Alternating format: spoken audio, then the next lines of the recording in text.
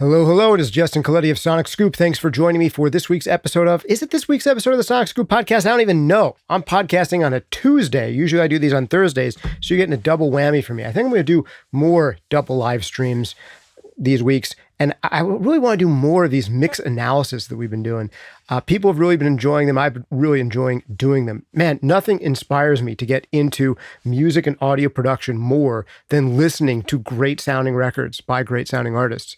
And this one, the one that we're going to bring up today, is from an artist called Audioslave. This is a record produced by Rick Rubin. It was mixed by Rich Costey, great rock mixer. And a couple of things blew me away about this. Recently, one of our members, in the members only section, in one of our mixed feedback sessions, brought up Audioslave, or maybe it was in a Q&A session. He asked me about why some of these songs sounded the way that they did. And this was a couple months ago, and we did an analysis of this in the members only section. And there were so many great lessons in this. I just had to share this one with the broader public. So for those of you members who are here on the live stream, there may be a rehash if you saw that episode. But for the rest of you, thousands of others who are not in the members section, this should all be completely new to you guys. Shout out to the members who are in here, Skeleton Pete, Mark Gentry, and everyone else who's in there. Bradley, thanks for joining us. If you guys want to become a member and give me your own requests for what songs you'd like me to analyze your own mixes in the mix feedback sessions, ask any questions and get them answered in real time, check out the members only section. It's just $5 a month right now to become a member. That will probably double before long. So grandfather yourself in while the rates are still low. All right. Great to have you guys here. Without further ado, let's get right into checking out Audioslave. Now, the person who requested this was, I believe it was Tortugula Productions, who does some great rock mixes of his own. And he said, man, I feel like the song Show Me How to Live is the single best meat and potatoes rock mix, in my opinion. And we'll listen to that song first. And there are so many lessons to learn about producing great sounding rock records on this track. And I was amazed not only by how good this stuff sounds, but also by how well it comports with all of the rock mixing lessons that I gave in a podcast episode called The 10 Biggest Rock Mixing Mistakes. If you're into this topic, if you're into mixing rock records, check that out, because that episode really distills down what makes rock mixing different than other genres. Some of the things that are treated differently on real rock records that sound like badass rock records are things particularly like lead vocals, background vocals, guitar, and snare drum. And getting those elements right is so huge in making rock records sound like rock records and in making rock records sound huge. Let's open up listening to the beginning of Show Me How to Live. I'll actually play fast and loose here, go up into the full screen share so I can bring up also audio hijack, which will allow me to show you the frequency analyzer for this track. Let's check it out, taking it from the top of Show Me How to Live by Audioslave.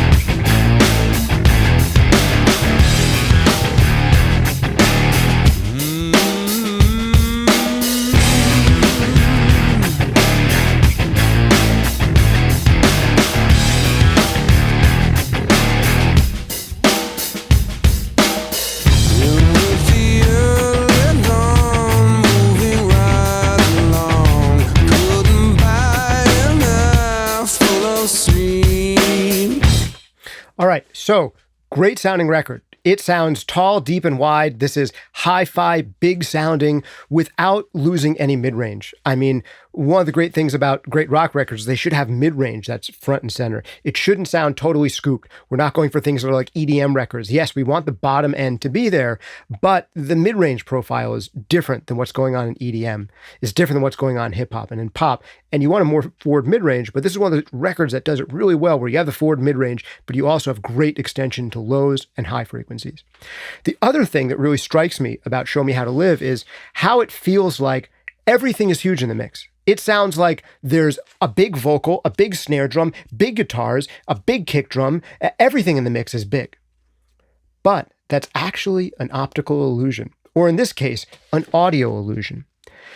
One of the reasons that so many things can sound big in this mix is because they take turns. And this is one of the big principles in getting really engaging, interesting sounding mixes where you feel like you hear everything clearly. The reality is that you do hear everything clearly. You just hear things clearly at different times. When we check out the very beginning of this track, I want you to think in the tiers paradigm that I've given many times here, that there's an A tier, a B tier, and a C tier of tracks in the mix. And at any given time, in any given song, there's really one or two items that are the A tier, the main character for that section. There's one or two elements that are in the B tier, and then there's the everything else. If we had to say what's A tier in the opening here, one of the interesting things is that in our intro, it's not guitars. The guitars sound huge, and there's later on points where the guitars will be A tier, but one of the reasons we get such big sounding drums in this, and one of the reasons that the guitars sound even bigger later on, is because in our intro, the mixer, Rich Costey, allows the drums to be A tier, kick and snare, and the guitars to seem small in comparison. And that's what is making our drums feel big. Let's listen to that intro one more time.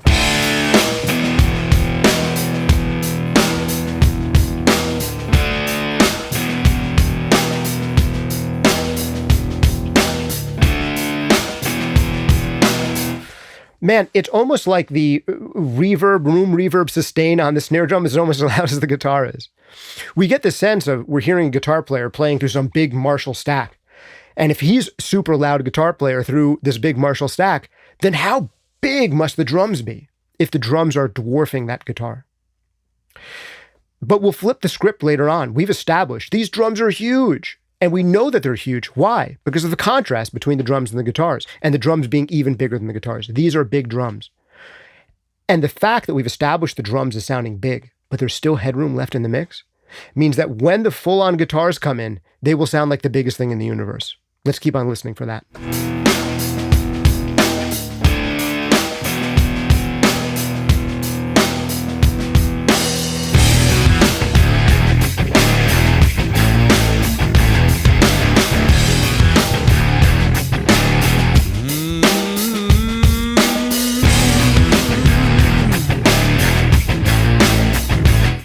So here's the interesting thing. Once these guitars drop, these super wide hard pan guitars drop, the drum kit gets swallowed up a little bit. We've gone from our A tier, our kick and snare, with the guitars just below it in B tier, to all of a sudden it's revealed, wait a second, scoot everything down. These wide pan guitars are coming in A tier on top.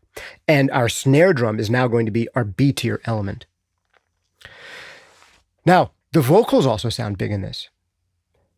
How does that happen? Well, you'll notice in the arrangement, part of this great mixing comes from the great arrangement. There's a moment where the guitars drop out from doing a rhythmic pattern, and we're again just hearing some guitar sustain. And now what gets to be big is our kick drum and our vocal. But if you'll notice, the kick drum, there's this taking turns aspect. The kick drum seems absolutely huge in the beginning because it's by itself, kick and snare, A tier, with guitar behind it. Then, when the guitars really drop and we get the massive wide pan guitars, the kick drum drops down to like low B tier, maybe upper C tier. But before we get this realization that, oh man, it's like the kick drum is almost gone, there's a lull in the arrangement where it gets to be kick and snare and hummed vocal. And all of those three things can sound huge. Man, how is it possible that they have huge kick, huge snare, huge guitars, and huge vocal all at the same time? The secret is that they're not all at the same time. Listen to that transition one more time and see if you can catch my meaning.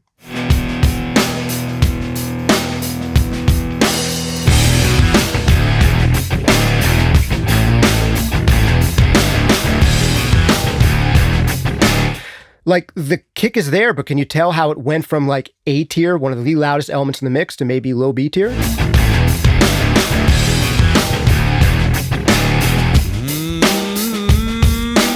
And there's the kick again back, right? When we have this little break where all of a sudden our kick becomes huge again for a second. Just when we feel like the kick has receded to B tier, they give us a moment where it comes right back out to the top of A tier.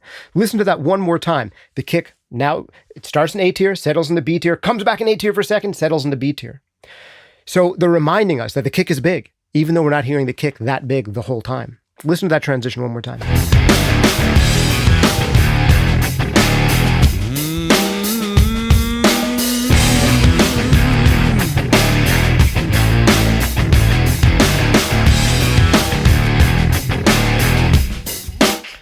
So what's A tier in that section? Guitar, then maybe high B tier is our snare. And then all of a sudden our kick is A tier again. It becomes huge again. Now let's listen to this transition going into the verse and think for yourself as we're listening to it. How are these things triaged? Like what's being emphasized when we get into the really heavy vocal section?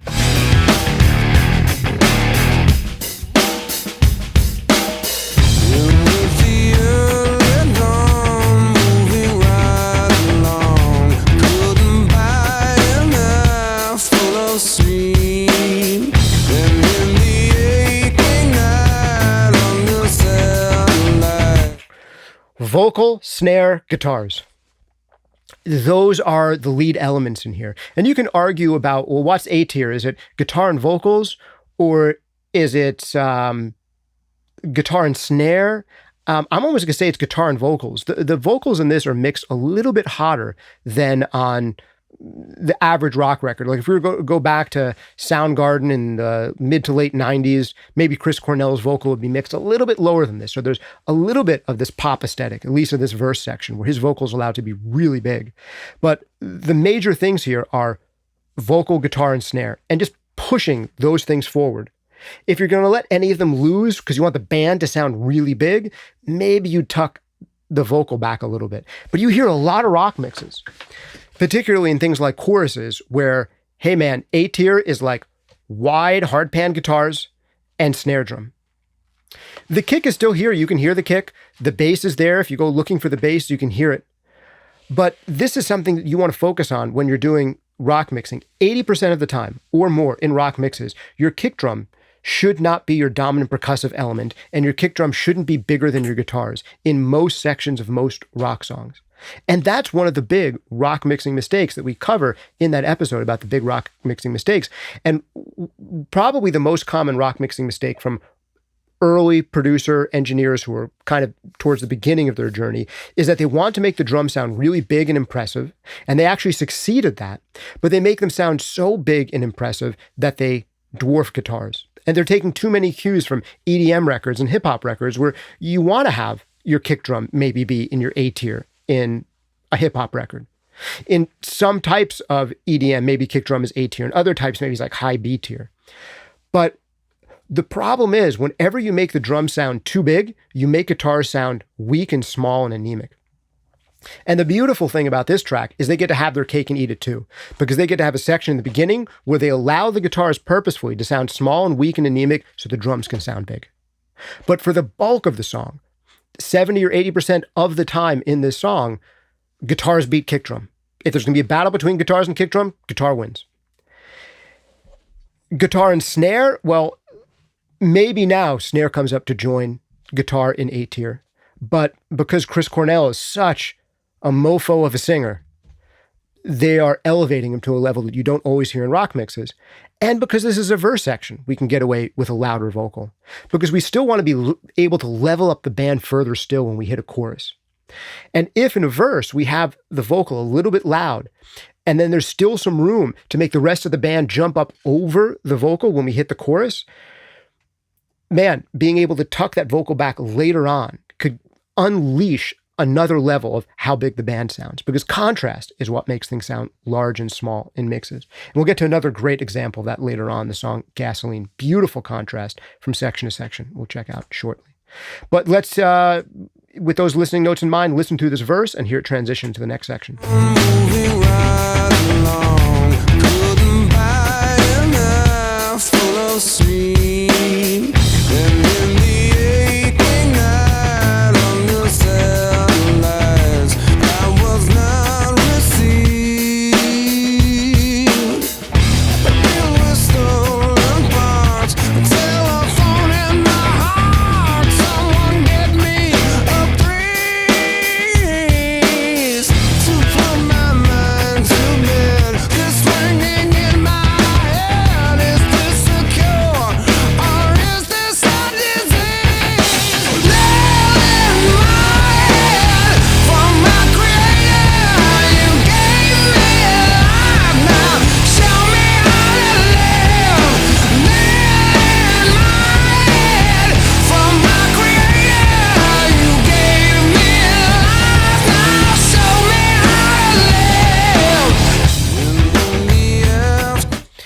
And that's what I'm talking about. The switch of vocals from, it kind of feels like guitar and vocals are A tier and then snares right below it. And then we get into this next section and the guitars add another layer of dimension. We get another layer of depth and dimension. They don't even need to come up in volume because just the texture expands. But then the snares now definitely, when we hit the chorus, the snare is allowed to overtake the vocal. And one of the things that makes band sound big is when you can tell that the guy's singing as loud as he possibly can, but he's not as loud as the band. He's not as loud as the guitar and the snares. And that makes the band sound bigger. So that's one of the little bits of contrast, where if you actually look at this on the SPL meter, like there's not a huge volume change from this verse going into the chorus, because this verse is already super loud. There's a lot more limiting in the chorus, but just that little bit of a shift of now we're going to let the snare and guitars overcome the vocal a little bit gives us the impression of the band getting bigger, even without a huge increase in level. The other thing I would say about the verse is if you're the kind of person who's listening to this and you're saying, Justin, I don't believe you in the verse, I hear the kick drum just fine. It's like, well, you do hear it just fine, but at moments like it's starting to get small, and just as it gets like it fades away into the background, they have in the arrangement a little bit of a break where 2 kick drum hits are allowed to be enormous, and it refreshes your sense that, oh yeah, the kick is big in the song, even though it wasn't big for the last, 3 bars. Now at the tail end of this 4th bar, the kick gets big. So you remember the kick being big the whole time, even though it wasn't, and even though it's basically an optical illusion, or in this case, an auditory illusion. Let's listen through that verse to chorus transition one more time. And as we do, I'll bring it up in the frequency analyzer. And you can look here under momentary or short-term LUFs right here, these blue and yellow numbers, and you can see just how little the actual level is going to be changing. All right, here it is. A little further back.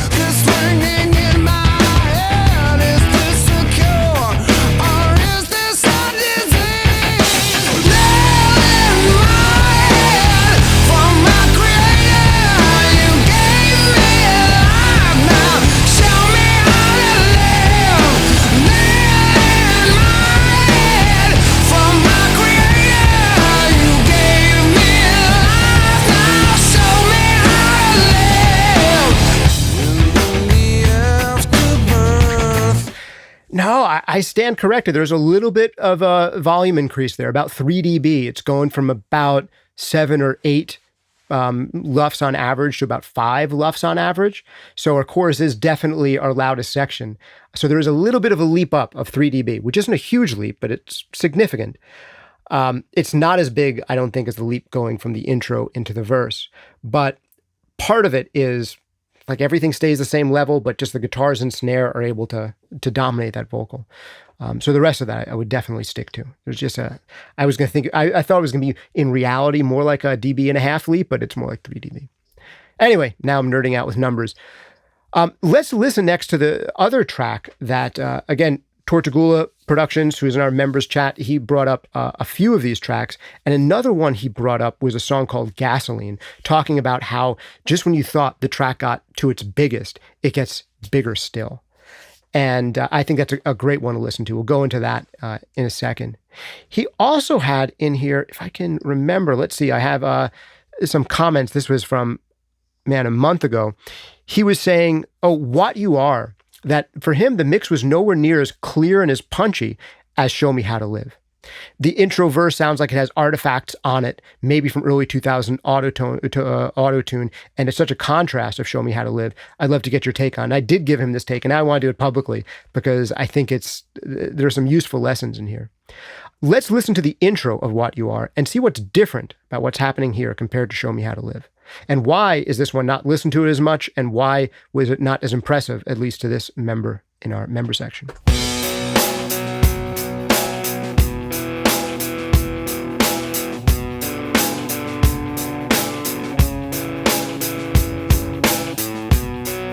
So we still have the same trick in the beginning, where they're starting us off with relatively small guitars to establish that the drums are huge. In this particular intro, there's a little bit more hi-hat and a little bit of a brighter hi-hat going on, which gives it a very different feel.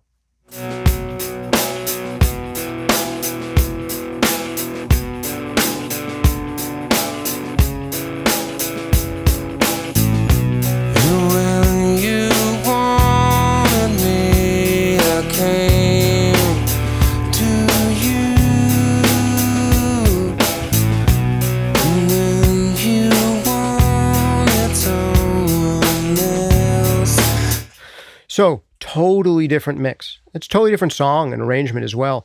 But what is it about it that makes it sound totally different? Well, the volume relationships here are totally different. What's A tier in this?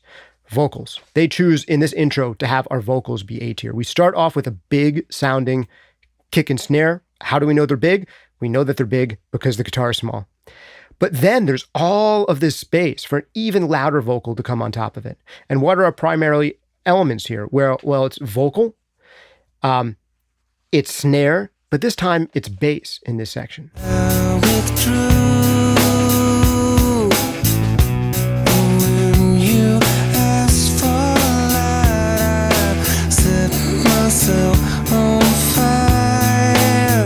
And this is probably the moment where he's thinking of this auto-tuning artifacts. And this is not auto-tuning artifacts. This is nasal resonance in Chris Cornell's voice. This sound, I'll see if I can recreate it for you right here, right now. Do you hear that? That's in Chris Cornell's vocal take. And just, lots of compression tends to bring up these kinds of little flaws. But I guess they were just feeling like, hey, this is the vocal take. We don't care about that little weird resonance in his nasal cavity. It's just there. It's just part of the take. Or maybe they didn't hear that it was there until they put the gobs of compression on it necessary to actually mix a record. Like maybe they recorded this and, Andrew Sheps was mixing it on his, or he was doing the recording on his MDR 7506s, the Sonys that don't reveal much about anything. And maybe he didn't hear that there was this. And they were like, that's the take. That's the one. And then they go to mix it. And they could add 20 dB of compression to the vocal. And all of a sudden, that's there. People actually hear it. And they're like, too late to change it now. That's the take. So flaws, man, they're allowed. Let's keep on listening. When you ask for light, I set myself on fire. And if I go far away, I know you'll find another slave. 'Cause now I'm free from what you want. Now I'm free from what you need. Now I'm free from what you want. Yeah, for me, my personal taste, although this is still a good mix and it's very cool, it's very raw sounding in a way, not nearly as polished and massive and powerful as the last one. For my particular tastes, and for what seemed to be like classically great sounding rock mixes, they overdid it. Rich Costey maybe overdid it slightly on the guitars on this track. Maybe overdid it with hi-hat brightness slightly on this track. So even great mixers, great bands, great albums, you're still allowed to quibble and say, I would have done things differently. Of course, if you're sitting in your chair as someone who can get results nowhere near this, you kind of seem like one of those guys who watches MMA fights and was like, if I was there, I'd just kick the guy in the head. And it's like, you would do no such thing. You wouldn't do anything. But if you actually do get really good, great results, you could say, oh man, if I was doing this, I would have done this a little bit differently. But also, this isn't about necessarily what you can do. It can be about your tastes. Like if you watch MMA, I actually don't watch MMA. I do jiu-jitsu, but I don't really watch MMA. Too bloody, too much punching. Couldn't watch it in front of my daughter, But if you watched MMA, this is just an example, you could be like, man, I don't like watching people who do leg locks. I like to watch people who punch each other in the face. I'm not a big fan of watching people punch each other in the face, but I think you get the example. You can have your aesthetic preferences, even if you would do no such thing. Oh, if you try to leg lock me, I would just head stomp him. Yeah, good luck with that. Try training leg lock defense for 2 years before you say that. And the next time you see someone who's trying to do a leg lock get knocked out, you realize that guy has been respecting leg locks and training them for 2 years. And that's why he's not easy to leg lock. Anyway, this is a weird analogy that's getting slightly off topic. But you're allowed to have your aesthetic preferences, even if you couldn't go in and say, if that was me, I would have, because if you're not at the level of Rich Costey, you don't get to say it, but you can still have your aesthetic preference. Oh man, I like it a little bit better when they. And in this case, on this particular mix, I like it a little bit better when, if he tucked the guitars ever so slightly and cut a little bit more in the lower mid-range and maybe center mid-range on these guitars and had a slightly darker hi-hat. And those are some of the things that for me separate the impact of What You Are, we have one of our listeners not complaining about, but noticing that although it's a beautiful song, it doesn't have the same impact as a mix. What's different about What You Are compared to Show Me How to Live? And those would be the things I would point to. He's overbalanced it a little bit. He's done a great thing by having guitars be the loudest thing in the mix in the chorus, but he pushes it a little bit too far to the point where our snare drum is just left sounding very small and tic-tacky. And it just doesn't hold up to those guitars. And then the mid-range profile of the guitars, it's great to have forward mid-range on rock records, but this one, it sounds a little bit raw and a little bit garagey because there's just more mid-range. So let's listen to the chorus in What You Are and compare that to the heavy guitar section in Gasoline. So here it is again. Oh, I'm sorry. What You Are compared to Show Me How to Live is what I mean. Another slave. 'Cause now I'm free for what you want. Now I'm free for what you need. And if you compare that to Show Me How to Live,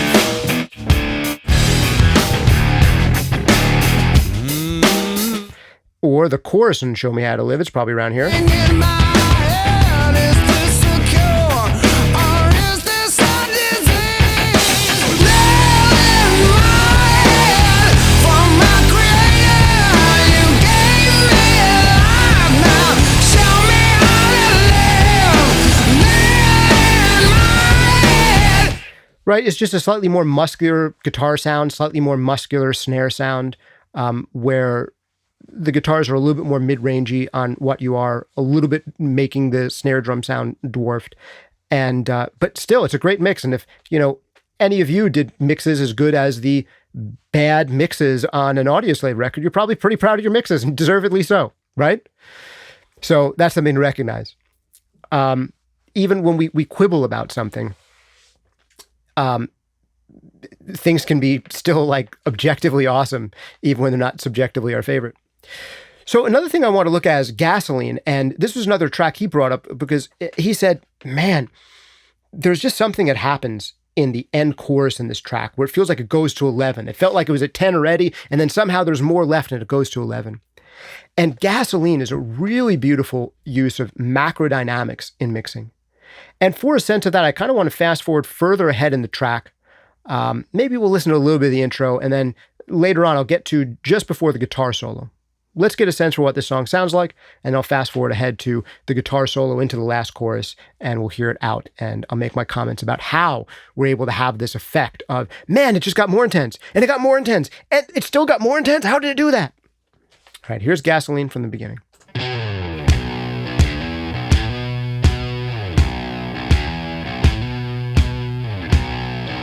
They really love to do this. And this whole Audioslave record, it's like, let's make the kick drum sound big in the beginning. Let's have a guitar sound where it's cool, but there's room for the guitars to get way huger than that.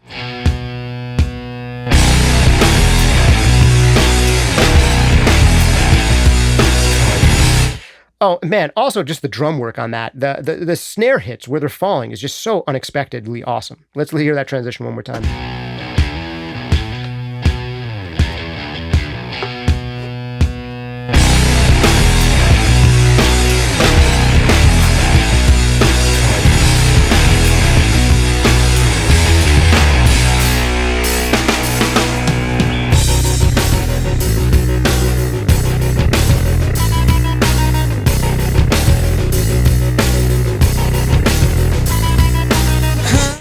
So what are A-tier instruments in there? I mean, this is a section where we first hear like the most Tom Morello-y sounding guitar tremolo, but it is like guitar tremolo, bass, and snare. Those are the dominant things. In our intro section, it was like kick, slightly walking over, kind of cool guitar. Then whole band drops, and we've got like guitar and snare. Like all of a sudden, our kick gets to take a backseat. And then we come to this new section, and it's about, hey man, tremolo, guitar, and bass. And now we have featured bass, and maybe competing with that is snare, with kick taking a backseat. But now our vocals are going to drop in, and our perspective changes again. House is haunted. I just wanna go for a ride. Out and on. Before I set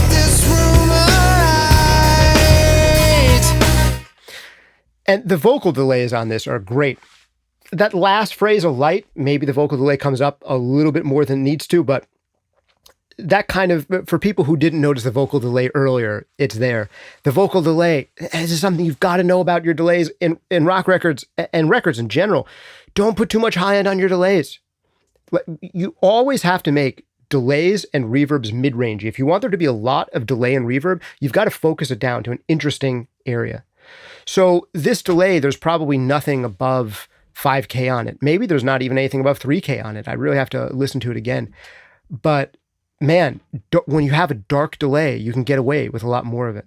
All right, let's keep on going.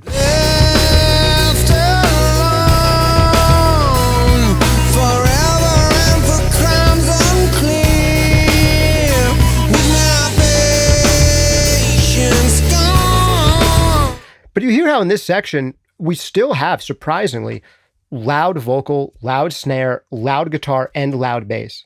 But you'll notice here the kick drum has taken the back seat finally. The kick drum they established as being huge in the beginning. It's like, okay, we established we have a huge muscular kick drum. Now we don't have to make it be the loudest thing in every single section because we've established that it is loud.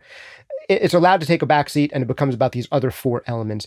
And how is it that they're able to really get those four elements all competing in A tier and B tier? It is like, what would you say? Is it like vocals and snare A tier and guitar and bass are B tier, but they're pretty close to each other and they're just allowing the kick drum to be C tier and maybe the vocal delay to be C tier.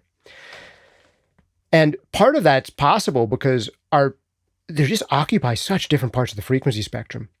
I mean, we have this really tight snare drum that's straight down the center, and it is in no way getting in the way of the guitars, which are totally wide panned and are bright in a totally different spot than the snare drum is.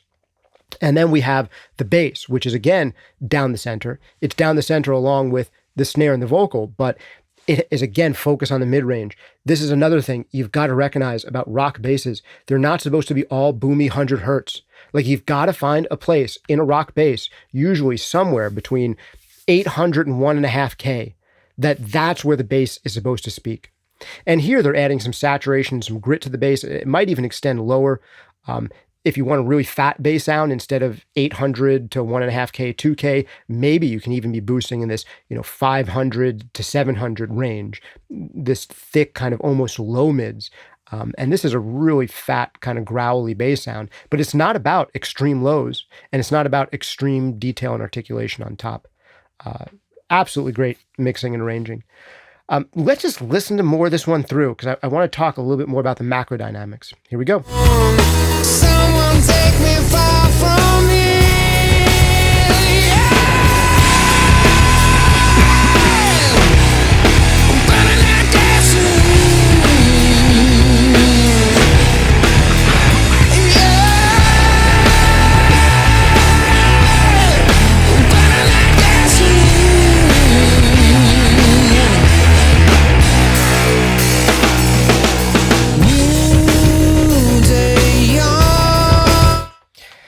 It's so interesting. It feels so intense in this section, but then the level doesn't drop a ton going into the verse, and it's intense in a slightly different way. I mean, this is loud mixing done well.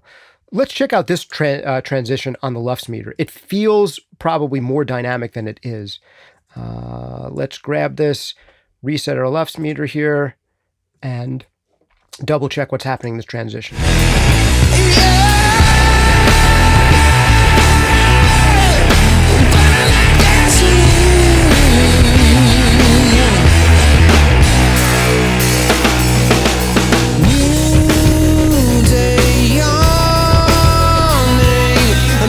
Yeah, it goes from 5 down to like 6 or 7.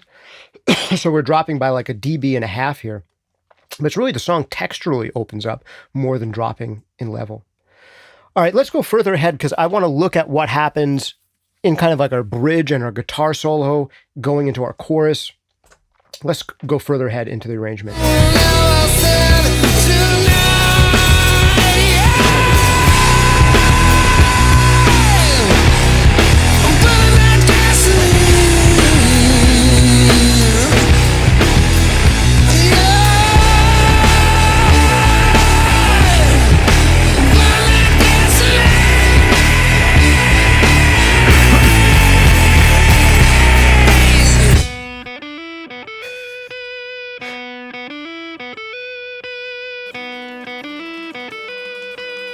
Now this is our dynamics. It drops down from -4 LUFS to -24. It drops 20 dB in level.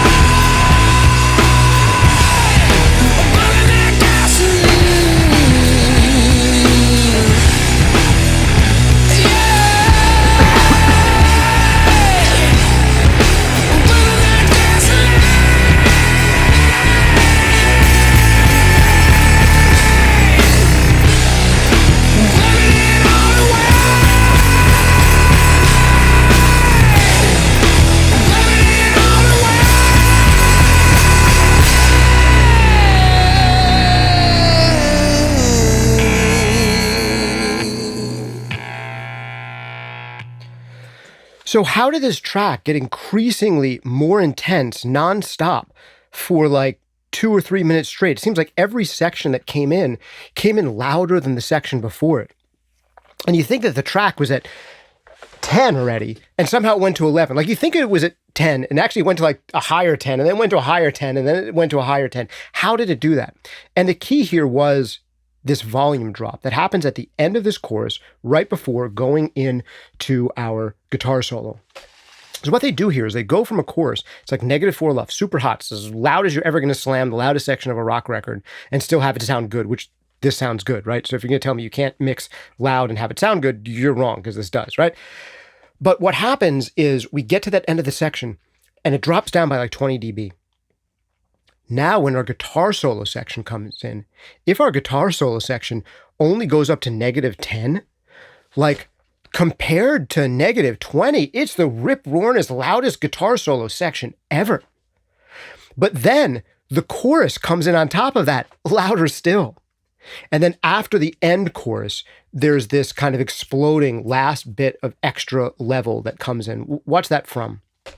And that is from, all of a sudden, the kick drum is being pushed even hotter, like after this end chorus, where all of a sudden the kick drum is allowed to like make the whole mix compress down. We get into the point at the end of this track where we are doing, you know, quote unquote bad limiting on the kick drum, and the kick drum is sagging the whole mix down. You're not supposed to do that in mixing, but it sounds so awesome and so satisfying because it's not for the entire song. And it just gives us this feeling in the end of, hey man, this song is really exploding. How do we know? We have explodey sounding kick drum with saturation blossoming on it and pulling down the rest of the mix and making saturation blossom in the mix. But listen to this contrast that allows us to go from super loud chorus, we just get quiet for a couple of bars, then we ratchet it up. Then we ratchet it up to this new level where the guitar solo is. And then it backs off slightly and ratchets up to a new higher level than the guitar solo was. And then it ratchets up to a higher level again. So listen to that, the macrodynamics going on here. This is simultaneously a super loud and super squashed mix at times, but it's also a dynamic mix. And in the age of automatic volume normalization, your tracks will sound louder on playlists if you manifest tricks like this in your mixes, in your productions. Because I want to give you this example. I gave it recently on last week's episode. Imagine if you had two different tracks. They're both going to get turned down to -14, right? Either way, they're going to get turned down to -14 for Spotify. One of them is mastered to -5 LUFS the whole time. So it's going to get turned down 9 dB to get down to negative 14. You mastered your whole track, it's flatline, negative 5. It's going to get turned down 9 dB to get to negative 14. What if you had a different track where half the time it was mastered to negative 5, half the time it's mastered to negative 10, its integrated LUFS rating is negative 7.5. Now this track, instead of getting turned down 9 dB, is only going to get turned down, what's that, like 6.5 dB? So you have 2.5 dB louder loud sections in your song. And not only do you have louder loud sections that are potentially 2.5 dB louder than on the other guy's song who just flatlined his whole track, but you get to stack in this kind of stuff, increasing intensity, but just by programming in little gaps in the track where, hey, we're going to take a break so we can bring in a new level of intensity. So what they make no mistake about doing is the Audioslave tracks, they start out loud. Like just with kick and snare itself is probably negative 10 LUFS at least, right? As loud as some rock records are mastered. Then its hottest sections will touch negative 4, negative 5, but it won't be that way the whole time. Now that they've established this is loud in the beginning, you're a fan, you've been sold on, this song sounds great, this song is fun to listen to, I don't care about how loud it is anymore. Now they can drop the level down for you to invite you into deeper listening, more extended listening, kind of give your ears a short break, so they're not just pummeling you over the head. They're giving some breathing room in the mix and the arrangement. And now once you start to recover, and as soon as the motor oil starts to leave your veins and you're like, I'm turning back into a regular, peaceful human being. What's happening to me? Then they get to hammer you again with a leap from negative 20 up to negative 10. And you're like, oh no, we're rocking again. And then once you're at negative 10 for a while, it's like, haha, there's another layer. We can go to negative 5, baby. And it's like, man, that's what's going on in this track macrodynamically. So listen to that along with me. Tell me if you're hearing the same things I am. Taking it from this chorus into the solo and then into our final chorus.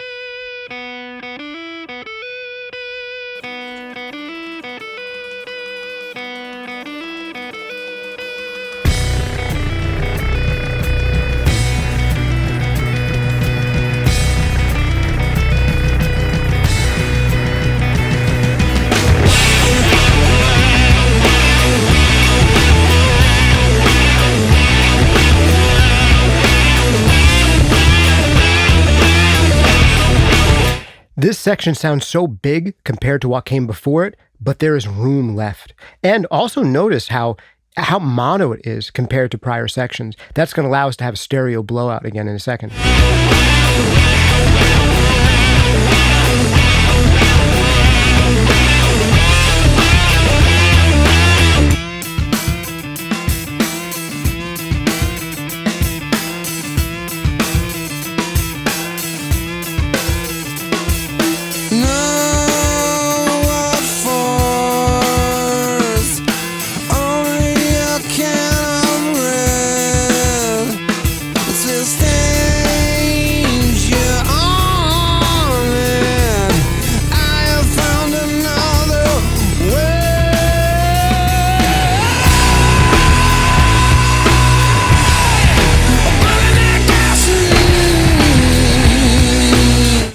I hope what I'm talking about is pretty clear there.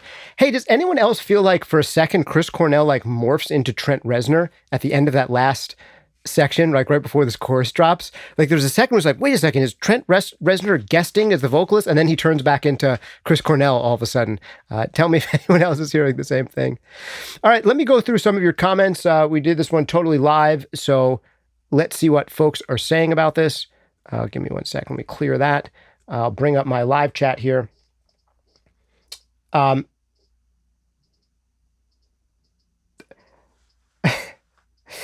Someone here is saying that Pitchfork gave them an amazing rating. LOL. Was this given a bad rating by Pitchfork because it wasn't hip enough? It was too good at being like a rock record. So that doesn't go well with Pitchfork. Billy Hughes says, I love this record. They're best by far. No doubt the engineering and mixes are the tops. There are other records I enjoy the mixes and production on. There are other records I enjoy the mixes and production more on, but great stuff. Sound Healer says, Spotify sound is so bad, I understand why mixers use it. Wave and FLAC is far better. Dude, this is Spotify at 320 kilobits per second. There is nothing wrong with listening to Spotify at 320 kilobits per second MP3. In fact, the YouTube stream that you're listening to is lower resolution than the Spotify stream. The YouTube stream you're listening to is 256 kilobits per second, and YouTube might do a little bit of high frequency roll-off. Yet, you're watching music production videos all the time on YouTube and not crapping on that, but you're going to crap on Spotify?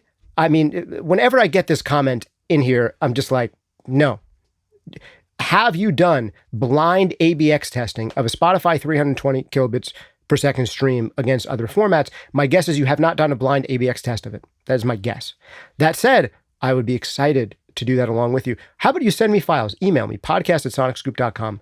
Get me a capture of your Spotify at 320 kilobits per second MP3, and some other, get me a capture off of Tidal or off your Wave or off your FLAC, and we will actually compare them and analyze them together. Does someone want to do that with me? Happy to do it. Send me the files of your choosing where you think this can be demonstrated. Billy Hughes says they're worst on so many levels. This is the other thing. Spotify getting too much. I get an episode about Spotify. I'm not going to be a huge Spotify defender, but I will say that the other level in which Spotify could be the worst is how much they pay artists. Guess what? All the other streaming services pay practically the same. Now, I would like to see artists get paid more for streaming, 120%. And I've done episodes and articles going back more than a decade about how artists could be paid more. And man, I have a recipe for Spotify. If you want to make artists more money without reducing your own profits, actually potentially increasing your own profits, there are absolutely ways to do it. But it requires tiered listening.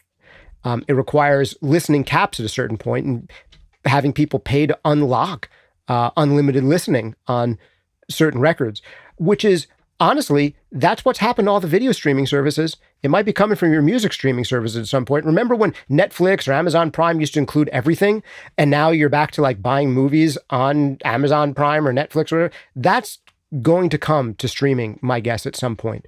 We don't have to make a profit, and everyone will just work off of 0% interest borrowed money. Those times I think are coming to an end. Sound Healer says that snare sounds really big. Billy Hughes says, I like Bandcamp. I download most of my reference mixes from there. Yes, you can potentially get full resolution wave files from Bandcamp, or you're downloading 320 kilobits per second MP3s, which are, for all intents and purposes, indistinguishable from full resolution wave files. That said, I'm playing Spotify at 320 kilobits per second, which should also be basically indistinguishable from high resolution formats. But like I said, the actual YouTube stream you're listening on will do more damage to the audio than the Spotify, and the YouTube stream isn't going to do that much damage. It might have a little bit of roll off above 15K when you're listening at HD, but chances are most of you, especially if you're listening to Audioslave, can't hear above 15K, because if you're listening to Audioslave, chances of you being over the age of 30 are very high, and chances of you having played in rock bands are very high. And my guess is that your hearing rolls off at 16.5K or lower. Go test yourself and tell me if I'm wrong. Okay, let's keep going. Justin Hayes says, how do you make a track have more space and clarity in mastering? My track is well balanced, but sounds a bit fizzy and small. Super common, super common. Man, this is something we should go into in one of our live Q&A sessions. Justin, I know you are a member now, I believe, of the YouTube, so go ahead and ask that in the next members Q&A. We can go into that, but it's very common for tracks to want to get bigger and fuller feeling in mastering. And it's also common for tracks that sound kind of veiled and small in a kind of overly mid-rangey way to want to have the mid-range open up. Often in mastering, it's not uncommon, I would say, that more than half of masters that get done in the world have some cuts going on between 200 and 500 hertz, something in the lower mids. That's part of what opens things up. The more you can do that in the mix, the better. But records that sound like this after mastering sound really close to this before mastering. That said, man, that's a whole separate thing. Oh man, if I start going through all these chats, I am going to talk for another hour because I could do like an hour answer on every single question that's coming in. I really went on like a 15-minute tangent about Spotify quality versus other quality. So I should probably cut it here. In the future, I'll tell folks, hey, if you want to put in a super chat, maybe I'll answer that question. But if you have questions that you want answers to, and you want like 15-minute length answer with all the details you could possibly want to your question, become a member. It's $5 a month. Get into our members only section. Also, if you really want to transform the way that you mix forever, for the better, guaranteed or your money back, check out our great full length courses like mixing breakthroughs, mastering demystified, compression breakthroughs. Man, mixing breakthroughs, this has to be the most useful thing I've ever done in my entire life. This course will transform the way that you mix. Absolutely no question about it. I've had so many amazing before and after examples I've heard. In fact, I just got an email in my inbox this morning from someone. Let me see if I can read this verbatim. Let me go in here. It's under testimonials. I categorized it. You can tell I'm doing this totally live, right?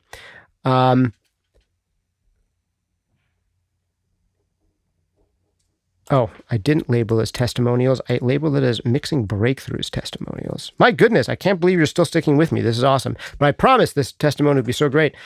Matthew writes in to say, I just bought the Mixing Breakthroughs 2.0 bundle. In 1 hour, things sound drastically better with my new song. These are the kind of results that people get. With compression breakthroughs, if you don't do the full 8-hour course and you just like watch the first 90 minutes of compression breakthroughs, you will hear compression like you never have before. The exercises that I put in there are front loaded so that you get like the maximum value out of those first hour, first 90 minutes. I mean, if you only ever go through the beginning of the courses, you'll transform the way you mix with mixing breakthroughs. You'll transform the way that you EQ with EQ breakthroughs. You transform the way you compress with compression breakthroughs. If you take the whole 8 or 9 hour course and you actually complete the whole thing, man, you will know everything there is to know about these processors and how to use them in every single genre. But if you can't get that far, it will still change your life forever for the better. Guaranteed or your money back. You disagree, you just write into support. They give you a 30-day money back guarantee, and I don't even have to know about it, so you don't even have to make me feel bad. And it's a great way to support this channel. If you like this channel forever and you like, I want to support this channel, give a like, give a comment, subscribe. All that stuff helps support this channel. So does giving a 5-star rating and review on one of the podcasting platforms like Apple Podcasts or Spotify Podcasts. That really, really absolutely does help.